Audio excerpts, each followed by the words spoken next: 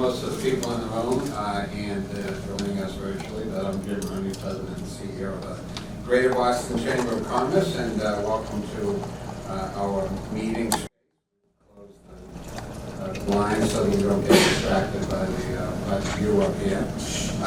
Today's event is Shaping the Future of Downtown, Catalyst to Ensure Success.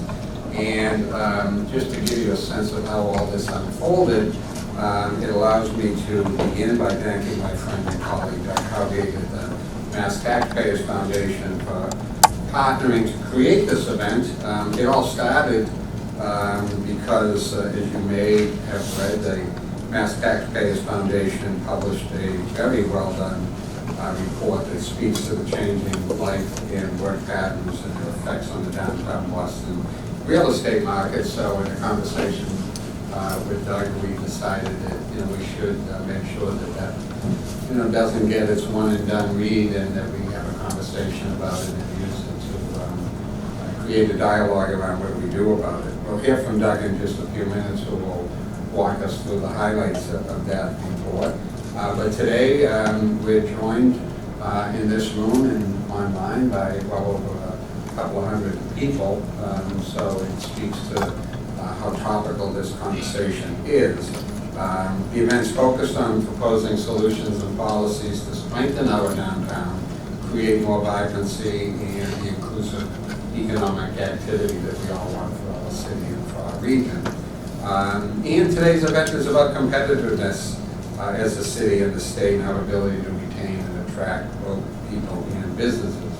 Along those lines, some of you may not have seen that earlier today CNBC released their competitiveness rankings of states around the country, and Massachusetts weighed in overall at number 38 and number 40 for business competitiveness. So as a city and a state that seeks to win championships, that's not the place that we want to be. So this is a place where we need to find the ability to climb up and rankings like that.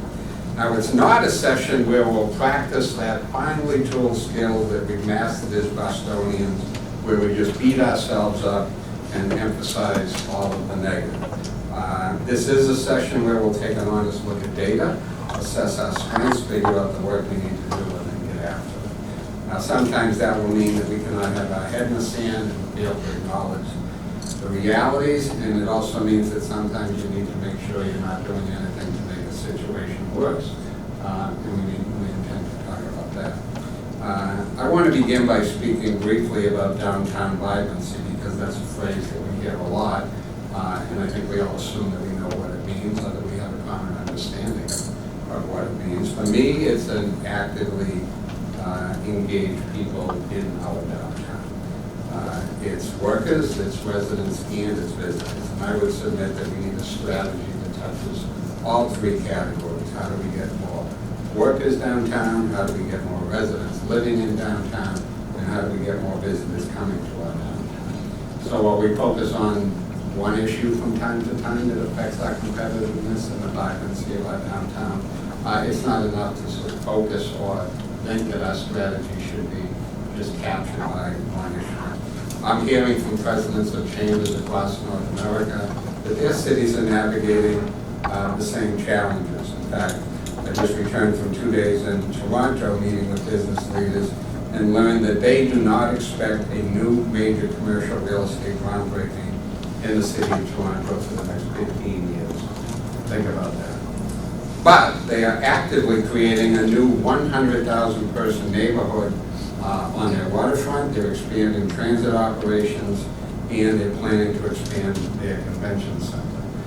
In fact, I had dinner with a business group, and one of the people left the event at about 9 o'clock, and I said, "How are you getting home?" He said, "I'm going to take the commuter rail." I said, "Oh, you can still grab, do you have to make a train?" He said, "No, it runs every half hour, so it's fine. It's a half hour outside of the city." I said, "Oh boy, we have some work to do." So how do we ensure that we are using every possible option to support a downtown that is thriving? What policies can we adopt to strengthen our downtown?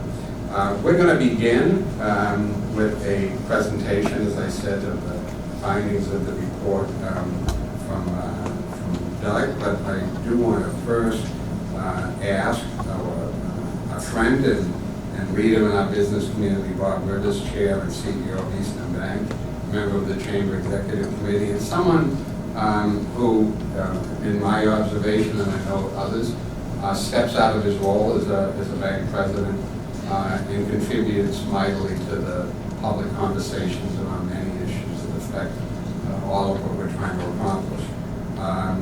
So we'll have Bob speak for a minute, we'll have Doug do a presentation, and then we're going to talk about it. And I'm very pleased that in addition to Doug, Tamara Small, the CEO of NAIOP, has joined us for that conversation, along with Walz, the Interim President of the Boston Municipal Research Bureau. A couple of notes is that this event is being recorded. Will be available on the Chamber's YouTube page for people that may want to re-watch it once they get home. And again, finally, a big thank you to Doug and the Massachusetts Taxpayers Foundation for doing that important report and making this event possible. So with that, please join me in welcoming the CEO of Eastern Bank, Bob Rivers.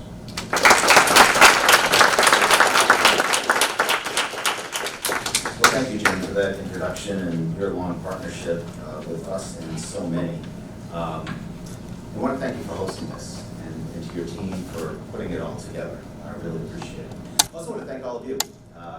Right in the middle of summer vacations, a lot of hot weather, and so I really appreciate so many of you coming out in person to attend this session as well as join virtually. And again, thanks to the Chamber for putting it on their website so that others can see it. Because again, this is a very, very important topic. And it's one of the goals of this session is to really raise the awareness of it. The awareness has been rising, as you know. You've read a lot of articles about this. Some of you have actually lived it, so you understand. But nonetheless, we want to make sure we get all on the same page about some fundamental ideas. Jim, I appreciate your comments. I'm going to underscore many of them. Well, first, I would say first of all, last summer, it became very clear that return to office trends had stalled to about 3 days a week, remaining pretty much flat with 2022. I think it's now clear, and this is really a fundamental assumption, and it's one that we really need to embrace to generate the urgency and action that we need at this time. This is a structural change. It's not a cyclical one. It's a structural change brought about by the pandemic. We were all forced to learn how to operate remotely for an extended period of time. Although very challenging at first, 4 years later, we've adjusted to this hybrid world, which has been reinforced by more challenging commutes than ever and a greater need to retain and attract talent. In fact, we've discovered in many ways a hybrid approach has many benefits in terms of facilitating improved work-life balance, especially for caregivers. Of course, being together in person remains important from the standpoint of facilitating connection, collaboration, mentorship, relationship building, and company culture. But the days of the 5-day in-person work week are not necessary in many industries. Those days are over. As in any transformative change, there are both winners and losers. Although the quality of life for our employees has improved, and we've been able to better manage our facilities costs in many cases, many other constituents are increasingly and very negatively impacted. In addition to those with a financial stake in the value of office buildings, and there are many, small businesses that depend upon workday foot traffic are suffering, and many have not and will not survive. Over time, municipal budgets, especially in downtown urban areas like Boston, will be under extraordinary pressure as commercial property taxes decline, compromising our ability to invest in public safety and other services that make our city a great place to live, work, play, and raise a family. In short, we're in the midst of a looming crisis that threatens our region and those of us who depend upon its economic vitality, one that will only get worse unless we take significant action to address it. It was once observed that the Chinese symbol for crisis is made up of 2 brushstrokes. One stands for danger, the other, opportunity. And I think that's exactly what we're faced with here. Although today's presentation will underscore the danger and Boston's particular vulnerability to the impacts of declining office real estate values, building upon previous studies by the Boston Policy Institute and the Boston Municipal Research Bureau, thank you, Marie, our main focus of this gathering is what we can all do about it. We are not here to, as the LG likes to say, admire the problem. Or we're not here to point fingers either. This is a challenge caused by the impacts of the pandemic, and all cities across the country are dealing with this. The most important thing we can do today is get energized and engaged to work on solutions in partnership with city and state government. This is yet another mantle that COVID-19 has forced upon us, and much like in 2020, we are all in this together. After all, we're also in the midst of a housing crisis. So while we are grappling with the lack of affordable places for people to live, we conversely have lots of spaces that are increasingly vacant. However, since office to residential conversions are prohibitive from a conventional perspective, we must think more creatively about how we can bridge this chasm. And I believe that there are many ways to do this, but only if we all come together to make it happen. And if we do, Boston, the greater Boston region, will not only be a more vibrant and thriving place, but a more competitive one in retaining and attracting talent and businesses. So with that, I'm going to turn it over to our other partner, Doug Howgate, at Mass Taxpayers. And I want to thank you, Andy, the rest of your team, for all of your work that you've done to bring this study to light, the many conversations that you've engaged and convened to have it, and look forward to hearing it. Great, thank you so much.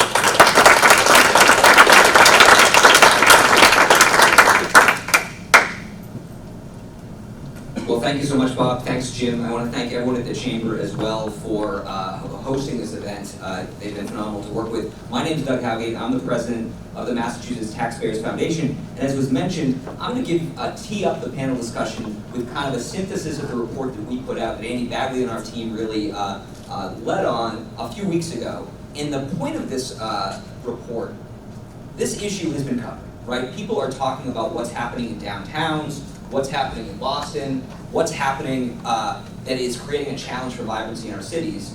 Where we felt like we could be helpful was maybe taking a bit of a step back, right? And as I think both Jim and Bob mentioned, giving, I think, voice to this idea that this is not a Boston problem, but it's a problem for Boston, right? We need to understand the mechanics of what are going on, and the mechanics are the fundamental mechanism of how cities have kind of created economic activity in major areas that are an engine for their public finance, for their vibrancy, have fundamentally changed, right? And they've changed forever.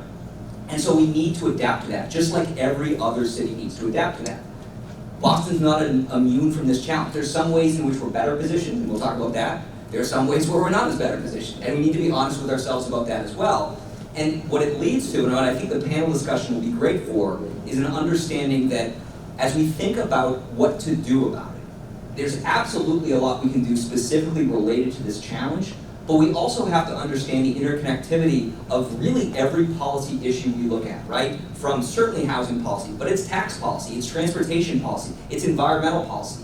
They all affect what is going to make it sustainable for people to invest in downtown, invest in real estate in Boston, and for people ultimately to be downtown. So what I'm going to start with is this idea that is pretty obvious, but I think it's important for us to begin with this, because this is not about a policy mistake that Boston made a few years ago, or somebody who's at fault in Boston. This is happening everywhere, right? When you look at pre-pandemic data, 1 in 20 days worked was work from home across all industries. It's now 1 in 3.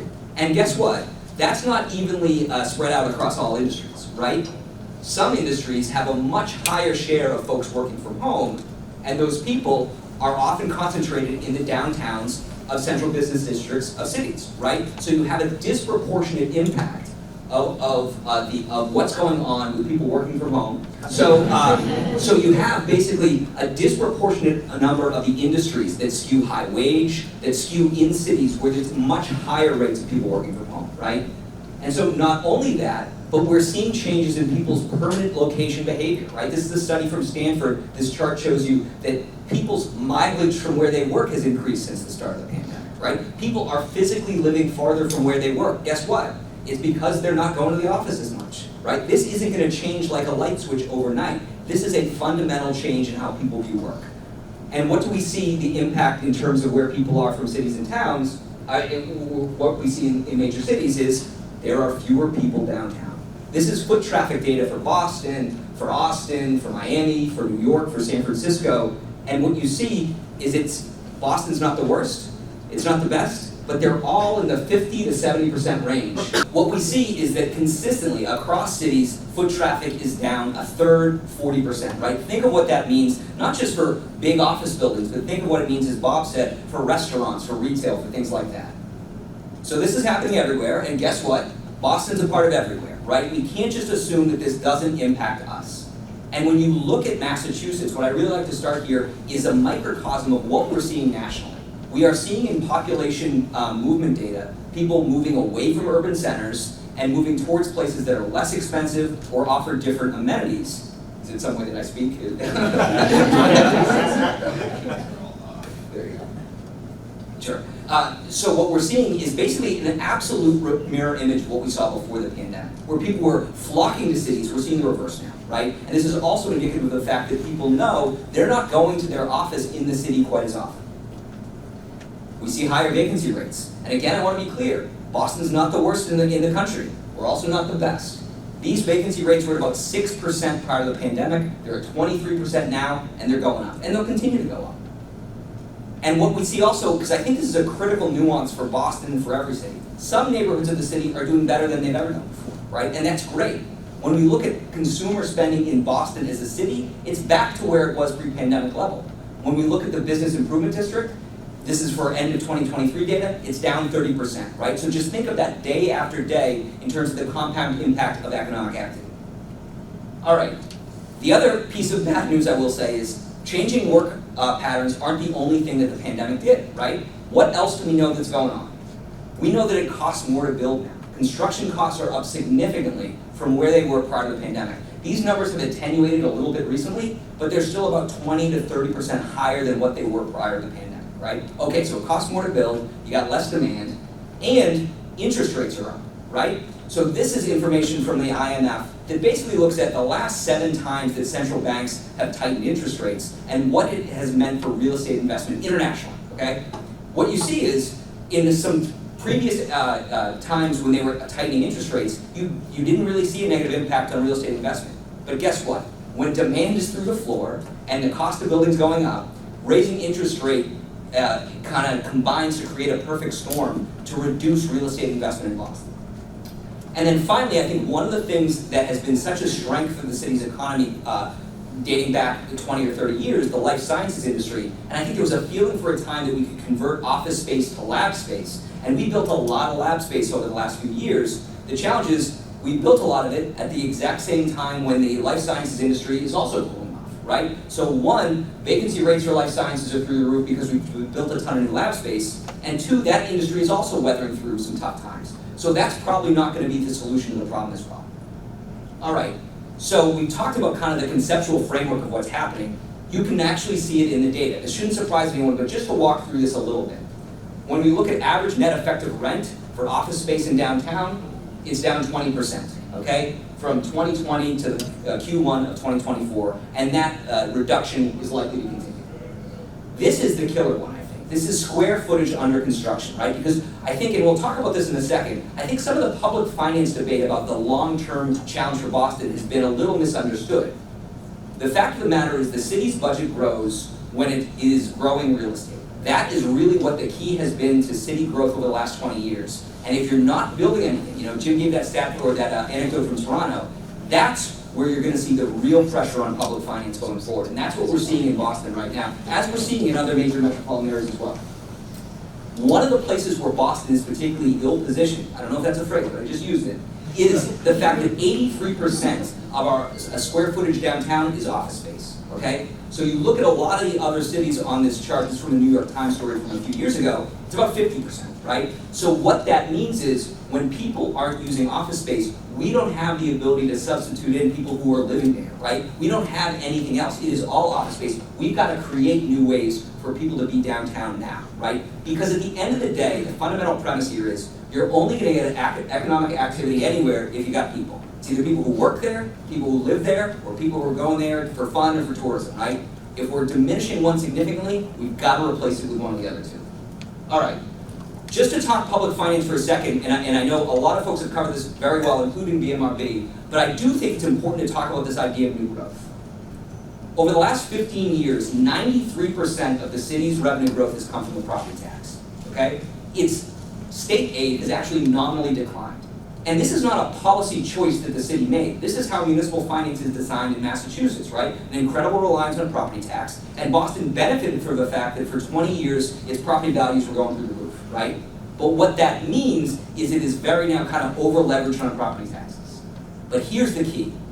Of that growth, 60% of it is new growth. What that means is every year a municipality's tax levy grows by 2.5% plus new growth. So if you don't grow at all, your budget's growing by 2.5% if you tax up to the max.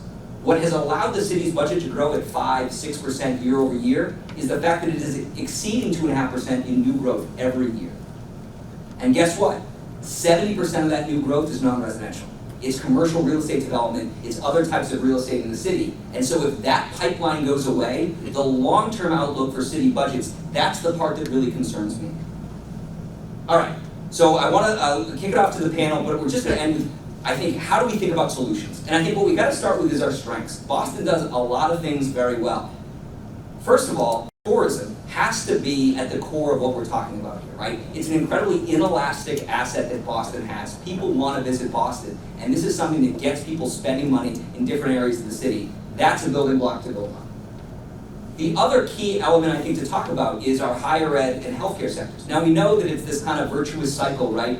That it's a highly educated workforce leading to economic sectors that are on the cutting edge of the economy. But there's a more practical reason why the fact that we have a lot of schools and hospitals in Boston is really helpful, and that's because they demand physical presence, right? Students are at school. People who work and go to hospitals have to be on campus. There's got to be something going on there in terms of connecting the need for real estate with some of these sectors that rely on physical presence. And then finally, it's important to note that Boston is a safe city, right? There's been a lot of discussion about what's happened in urban areas since the pandemic. No crime data is perfect, but it is apples to apples, and Boston remains a very safe city that people feel comfortable, generally speaking, being in. All right, so just last slide, and then we'll kick it off to the panel. So how do we think about this? How do we translate this, as Bob said, into solutions? Well, there's kind of two frameworks that we just want to put before you. So one is kind of how we're thinking about policy proposals we see. So we've got these kind of principles for action. And what we talk about here, as I mentioned at the beginning, a lot of different policy areas affect this problem. We can't have tunnel vision about our transportation policy, our climate policy, or any area when we're also thinking about this challenge, because they are interconnected. We can't fixate on one vision of the future.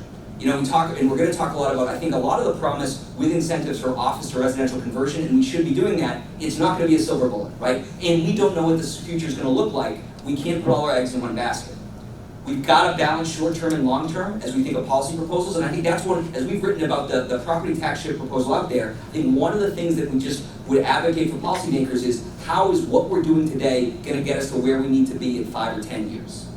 We also need to recognize that demand for real estate investment in Boston has changed. It used to be demand wasn't the problem, so we could be picky in terms of some of the barriers to development and investment we have. That demand kind of calculation has changed. That doesn't mean we can't be picky, but it means we need to reassess how we incentivize innovation and development in the city. And finally, don't make things worse, right? As we think about policies, let's not move backwards. And so then transitioning into kind of a more positive view of this, let's try to augment the strengths we have, right? We talked about tourism, we talked about our nonprofits, we talked about higher education. Can we align incentives for some of the solutions we're working with?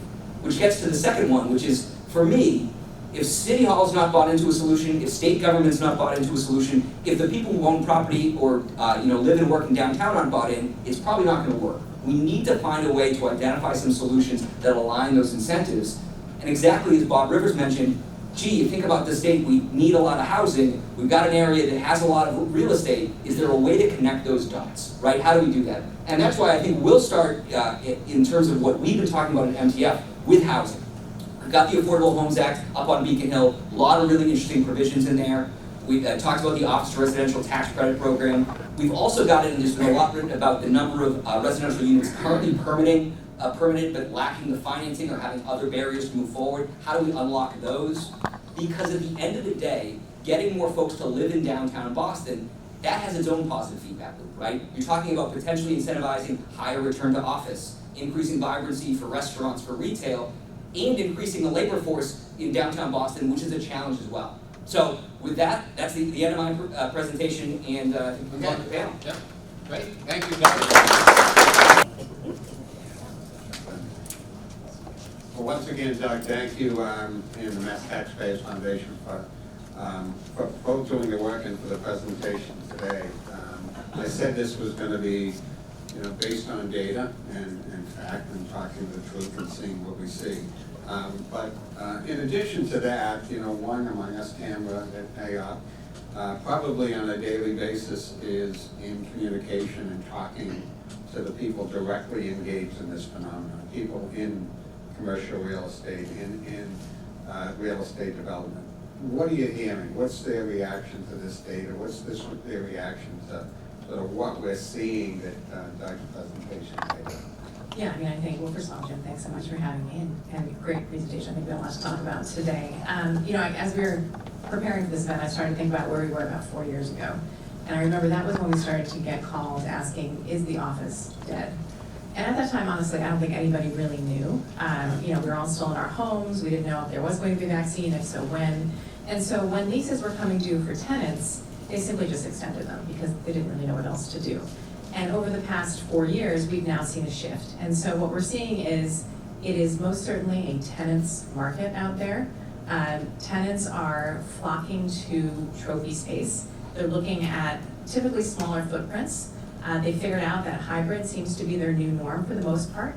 And so amenities are hugely important. So what we're hearing from building owners is a real focus on amenities, particularly those focused on health and wellness, physical therapy on site, healthy food on site, natural light, and Jim, this is one you're probably not gonna love, but really an increased demand for parking is something because people are coming from further away, as we heard from Doug, and it's a much bigger priority than it had been in the past. On the flip side, for owners, it's a really challenging time. So just a couple of stats that we're seeing here. So as Doug mentioned, vacancies are about 23%. Just to be clear, that is the highest they have ever been in the city of Boston's history, 23%. Sublease is very high, and for the past 2 years, each and every quarter, the vacancy rates have been higher than the quarter before it. So this is not something that we think is going to end anytime soon, and it's something that's obviously deeply concerning. And as we heard today, downtown Boston has the highest concentration of office space in the nation. So what are owners doing? It's really a fight out there to attract tenants. They're extremely competitive, so they're offering significant financial incentives. We're looking at shorter lease terms, things that you could never have imagined a few years ago. 3 to 5 year lease terms are happening. A number of things like free rent. On average right now, we're seeing that tenants are getting about 5.5 months more of free rent in 2023 versus 2019. And also average tenant improvements have increased by 79%. Class B office, the split between what we call kind of trophy and Class A versus Class B has never been greater. It's a significant difference. So we really need to be thinking about particularly those Class B owners because, as we've heard, tenants, companies, employers want highly amenitized space. But if you have a building that needs those upgrades to be made, the money to find that and to make those upgrades is hard to find. So investment funds, pension funds, insurance companies that used to be investing in office, there isn't really that same demand to invest in office as there used to be. So the money to make those upgrades isn't there. So then their vacancy rates only get worse and it kind of spirals. And then the other big piece that is on the minds of many is that there are $2 trillion in commercial real estate loans that are coming due in the next couple of years. That's an enormous number. And so, we're starting to see some loan defaults. We're starting to see valuations fall further. The transactions in terms of building sales we've seen are shocking. I mean, the numbers that we're seeing now, anywhere from 40 to 70% decrease over buildings that were purchased just a few years ago. So with that in mind, we have to be thinking about ways to support these building owners, find particularly possibly some new uses for it. I'm really eager to talk about the office residential conversion, what some of the opportunities are and what some of the challenges are. But I think, that's a real concern for our industry without a doubt. And I think it's going to take public and private cooperation to really find some feasible solutions to make some progress. Tim, I want to stick with you for a minute. Doug, presentation, you talked about some of the prescriptions being, at least starting with, don't make it any worse. Yeah. We're facing a piece of legislation now that says it would enable the commercial property tax rate to increase in the city of Boston.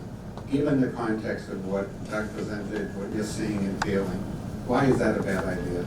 We think it's a very bad idea, to be clear. There's been some comparison. Mayor Menino did this back in 2004. We are not 2004. We're 2024. This is a paradigm shift, a completely different time for the industry.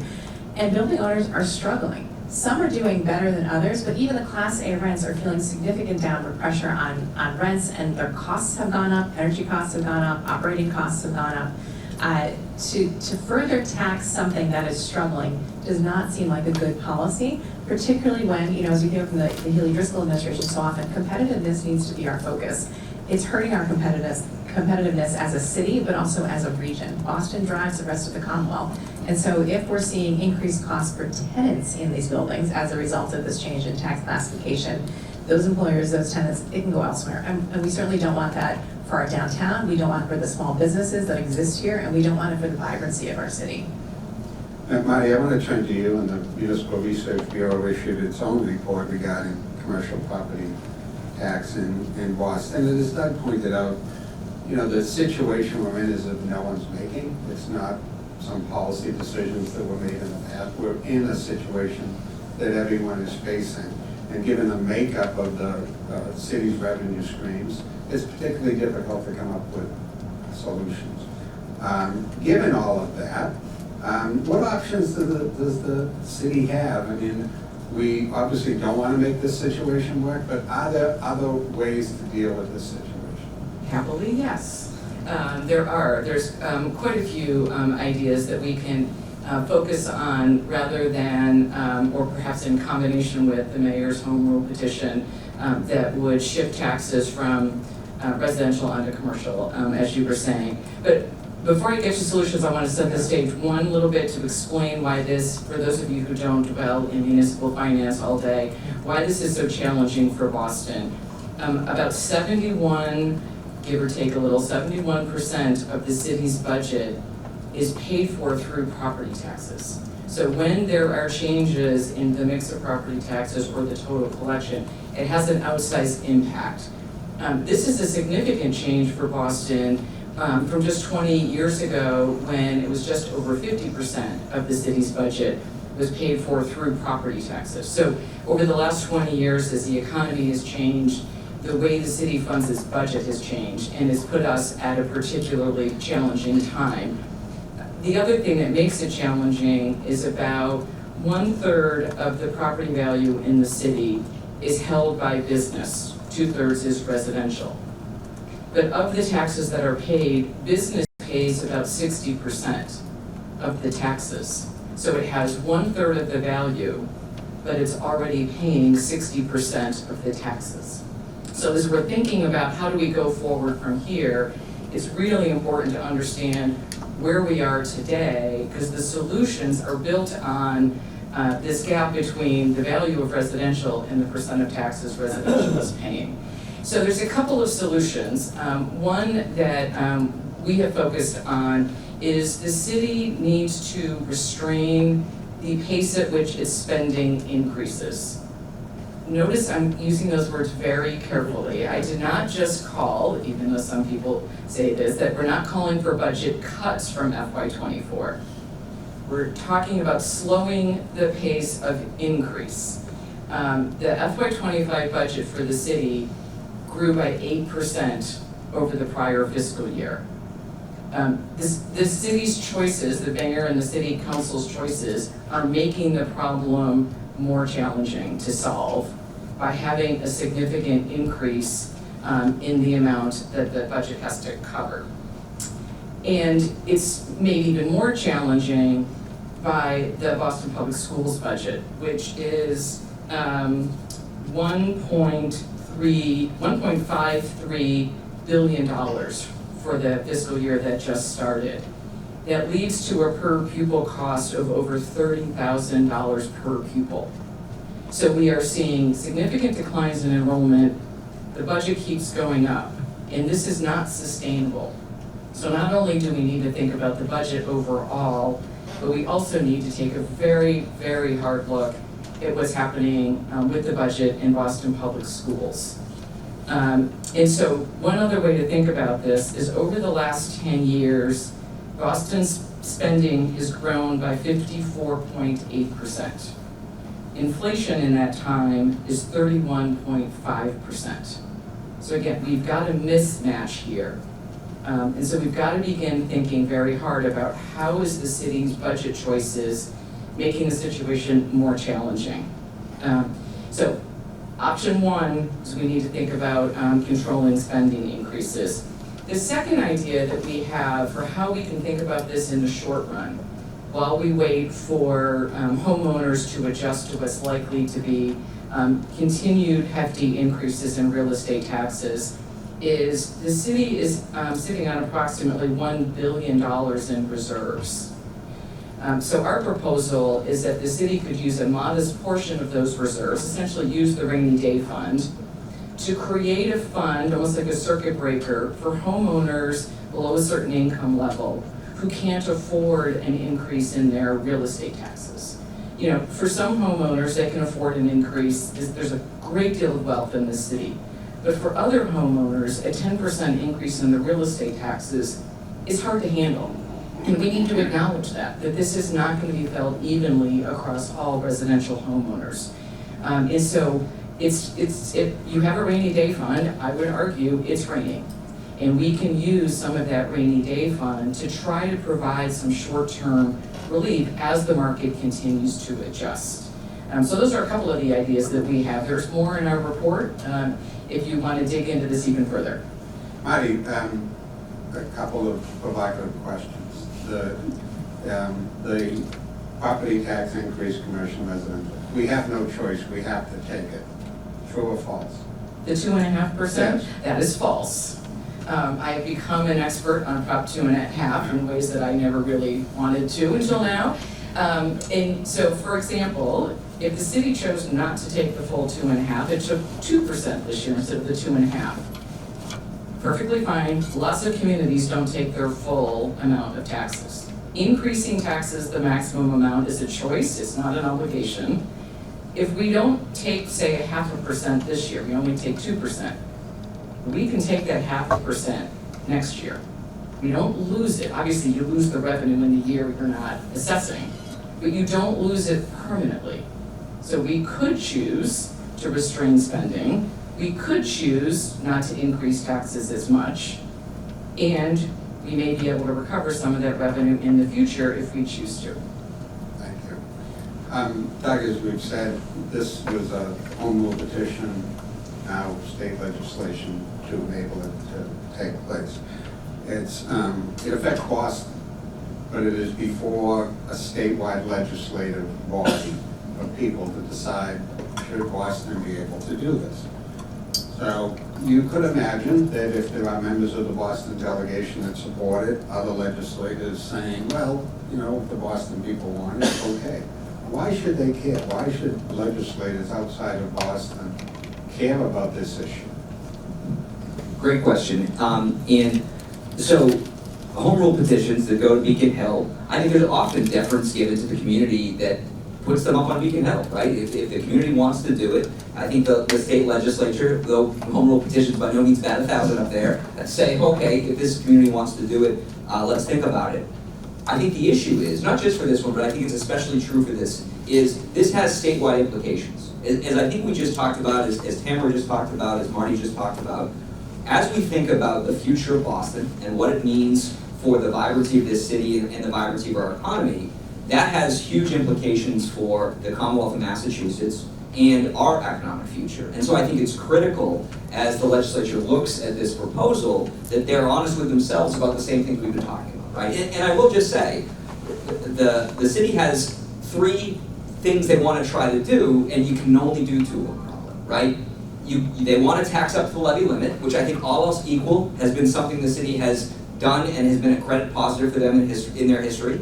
They want to mitigate spikes in residential property taxes, and they don't want to exacerbate a crisis that's going on in commercial real estate. You can't do all three of those things, right? I think that the solution before us would push more cost onto the very sector that I think is part of the biggest long-term challenge we as a state face, not just we as a city, but we as a state face. And that's why I think it's a critical issue statewide for people in Beacon Hill. Yeah, I would agree, and I would say that I'm the Boston Chamber guy, so you would expect me to say this, but, you know, Boston is both the political and the economic capital of, I think, not just Massachusetts, but New England. I mean, if Boston's economy sneezes, the rest of the state gets a cold as it goes. So I think all of these legislators want to keep an eye on what is going on in Boston, what is the state of economic activity and business and commerce in Boston, and how is that going to affect our residents and our community and the people that vote for us. Tamara, you look like you want to. Yeah, I mean, one thing I do want to hit on is the new growth part of what Doug talked about. So this is going to only make the problem worse in many ways because it discourages new development. If it drives up cost to the tenant, if it drives up cost to the owner, the math doesn't math, and so nothing's going to be built. So that huge source of revenue that the city so desperately needs is not going to be there. So while the goal may be to address the crisis, it will only actually worsen the crisis. And just to add on to that for a second, I think that's such an important point, that when you think about what allows the city budget to grow and to support, I think, a level of services that residents of the city like and want to see more of, it is not just taxing up to the levy limit, right? It is the fact that this city has been a magnet for real estate development for more than 20 years, but certainly the last 20 years. And part of it, irrespective of, I think, your philosophical view on some of these questions, when you think about, the international investment that goes into large-scale commercial real estate development, they're going to make the right decision for them about where they can get the best return on where they're most likely to get the best return on their investment. We're already seeing a significant weakening in that investment in Boston because of the things we've talked about. Adding a higher cost burden on that and more uncertainty is probably not a good solution. I think it's the uncertainty that is one of the most critical parts of this, because capital will flow towards certainty because they know how to forecast in the future. And by introducing uncertainty, by saying, we're willing to change the rules of the game here a little bit in the short term, it enters the question to the minds of investors to hear it. Well, how do I know they're not going to change it again 2 years from now if this doesn't work? And I think that element needs to be talked about as much as every other person. Thank you, Matt. So I think people have a sense of our thoughts about this proposal, and I want to speak to the broader issue that we talked about, competitiveness, downtown vibrancy. How do we deal with a bigger picture? This is one issue, and even if it happens or doesn't happen, it's going to have an effect. But there's a whole lot more going on that I think the Taxpayers Foundation and the board spoke to well. I see cities all over the country. As I said, I was up in Toronto yesterday. They're developing broad-based strategies around this, around their downtown, around business and commerce in their cities, and around its vibrancy. There were some recommendations made in the Taxpayers Foundation report. Why don't we get on the line here? Tamara, your thoughts on how cities, and a city like Boston, given these conditions, you can develop the pivot plan. I won't call it a recovery plan, because we're in good shape. We've got a lot of good things going for us. But the pivot plan to the new reality. I mean, to me, the key theme here is cooperation between the public and private sector. So the Wu administration did come out with a plan really early, kind of coming out of COVID. I think it's time for everybody to come together and really think about ways, we're a lot different than we were then. How can we pivot and move on? And then, with respect to office and residential conversion that we're talking about, there are a lot of really good ideas at the State House right now. So if you're talking about office residential, there's a tax credit in the House version of the housing bond bill that would give 10% credit to conversions, to the cost of construction. Every developer we've talked to, when they look at conversions, they just can't figure out how to make it work. From an energy code cost, structural issue, the costs are massive. They're extremely complicated. It doesn't work for every building. This is not the silver bullet, but it could help.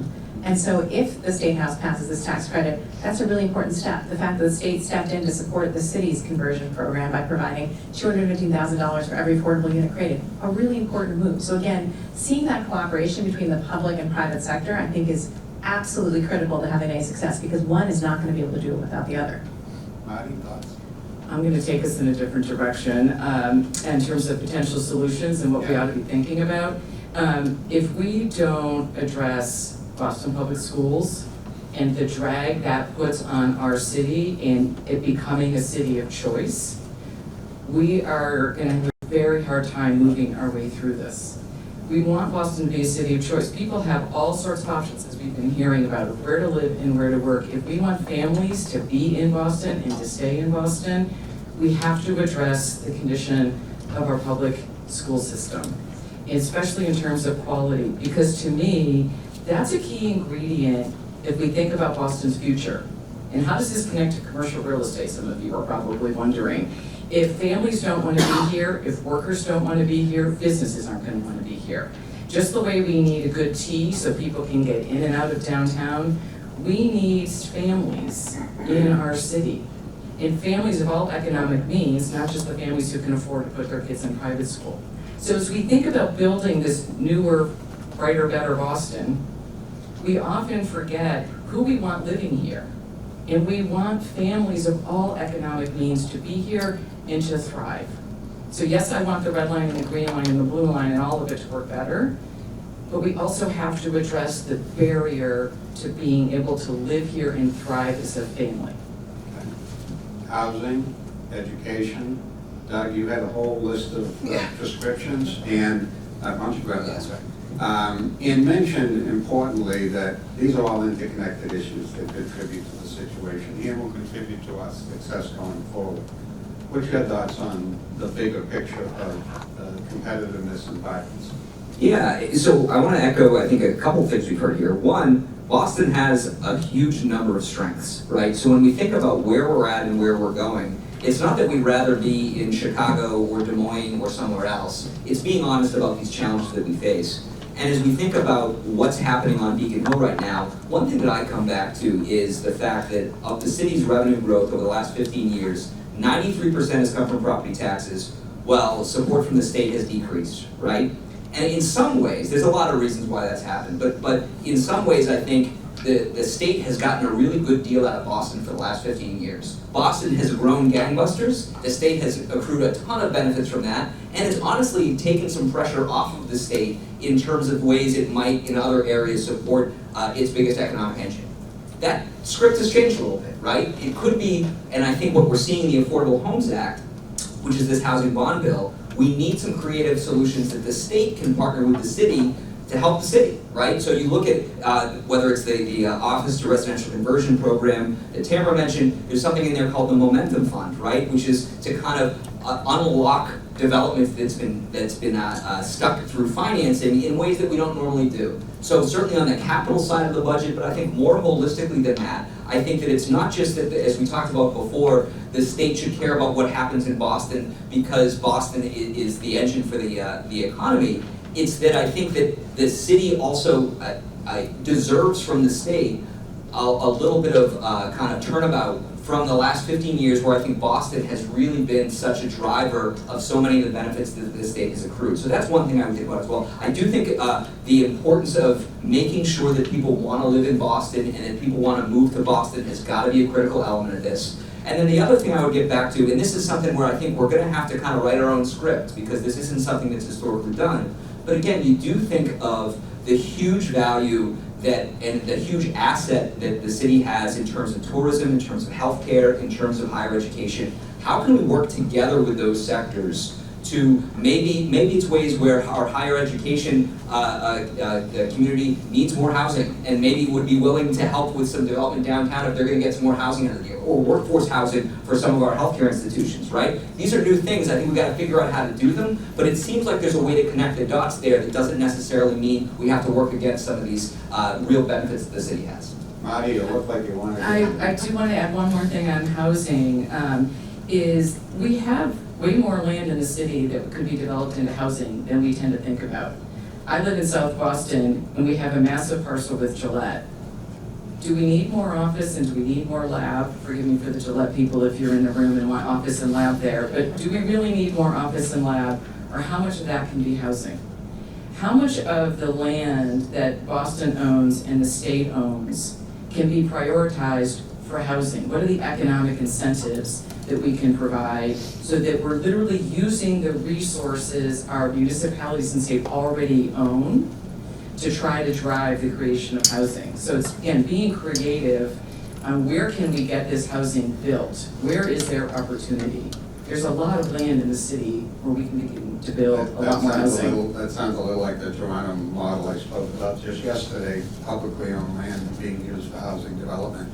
Okay, couple of things. One is that I always like to hear endorsement of tourism, particularly in the conventions and meeting space. And I know that there's some strategic thinking going on over there about how do we elevate that role in our economy. And you're not going to leave a chamber meeting without a conversation about transportation and the role that improving particularly our public transit system plays in all of the discussion that we're talking about, but also the need to come up with long-term, reliable, stable funding sources that recognize public transportation as a public good. So with that, we have about 5 minutes left, and I'm going to try to squeeze in a couple of questions from the audience if we can. And I know there's a couple of members of the press here, and if you could just hold your questions till we break up the event, I'm sure the speakers would be willing to have a conversation. Okay. Thanks, everyone. Boston is over-reliant on property tax. And the home rule strictures that Boston operates under are preventing this increase in commercial tax levy. But Boston also has fewer avenues to raise additional revenue without going through home rule. So Boston and Dallas both hosted a lot of people recently. Dallas has a higher meals tax, higher room occupancy tax. How do we create different revenue streams to benefit the capital city without hurting tourism, but trying to diversify the revenue a little bit? You're giving a preview of the Research Bureau's next report, so thank you for teeing that up. We are doing now a deep dive into ideas on revenue diversification because we have this heavy reliance. But here's the kicker, we have such a heavy reliance, moving a percentage from 71% to 65% is a lot of new revenue. Moving it back to the 50% reliance on property taxes that we had 20 years ago may be very challenging. So it's going to be incremental, but we have to start thinking creatively and how we're going to do it, what are the revenue sources, and we have to be honest about the need to do that. Those are hard conversations. I'm thinking they may not happen in 2025 because it would be an election year, but wouldn't it be awesome if people running for mayor and city council actually wanted to have this hard conversation next year? It may be 2026 before that happens, but we are going to try to lead that conversation. And if it means home rule petitions, well, then we need to lean in and get home rule petitions done. We are the economic engine of the state, and we need to lean into that and get some help.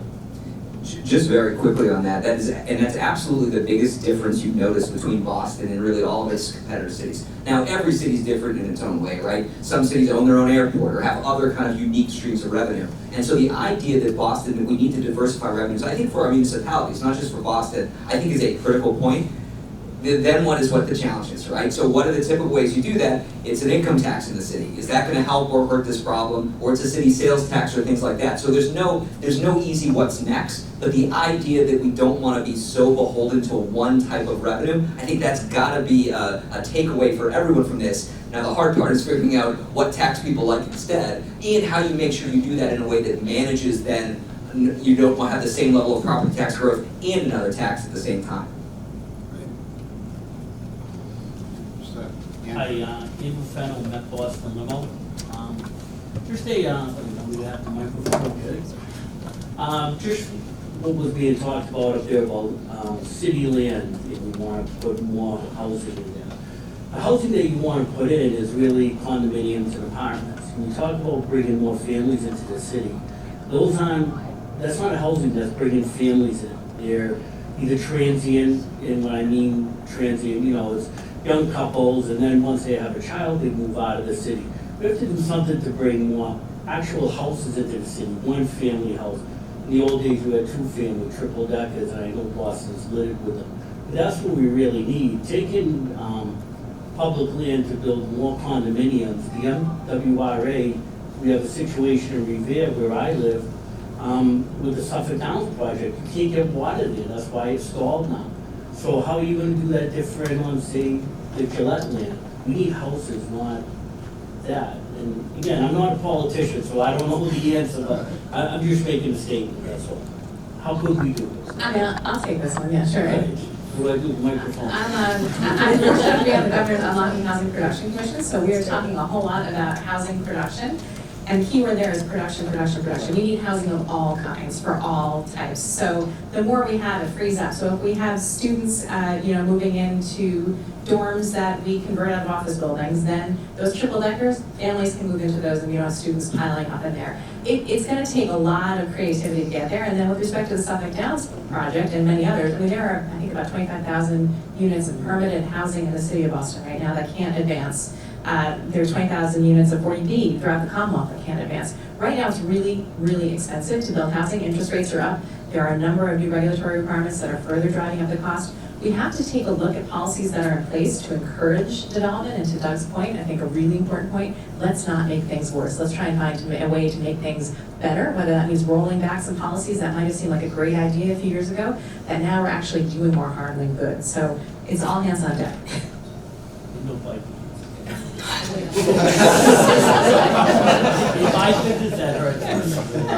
Maybe one more before we close it out? Sure. So aside from converting to residential all of the vacant commercial space that we see, what are the other leading ideas that you're hearing that you can get behind in supporting how else to use this space besides residential? I mean, I think it's early days, and Doug referenced a little bit, can we look at our colleges and universities right now? We have a lot of college kids who are living, think about Alston, think about, again, as we talked about, those triple deckers. Can we get them downtown, particularly for those colleges that have a big healthcare presence, nursing schools? We hear, the number one thing we hear from employers is we need more housing. So if we can then get those college graduates to have housing, that's also important. So I think, dorms in particular, I think there's a real opportunity there. The way some of these office buildings are structured, it could be cheaper and perhaps easier to do. We just saw actually the Beantown Pub. It was purchased by Suffolk University, so there's an option there. There is no one silver bullet, that's for sure, but Doug, it looks like you want to chat. Well, just one other kind of point to make on that, which is I think another thing we can do is make it so we aren't dealing with a lot of people walking away from their leases or walking away from their mortgages in these buildings, right? And so this is not just going to return to how it was in 2019. And I think housing, you need someone to use the space for something constructive, right? And it's either people working there, it's people living there, or it's a retail restaurant, right? And retail and restaurants probably not going to happen until people are working there or people are living there. But I think another part of it is there a way to make it less likely that people who own some of this property are going to just kind of walk away from it, and then you have an even bigger problem to solve as well. Well, please join me in thanking our panelists.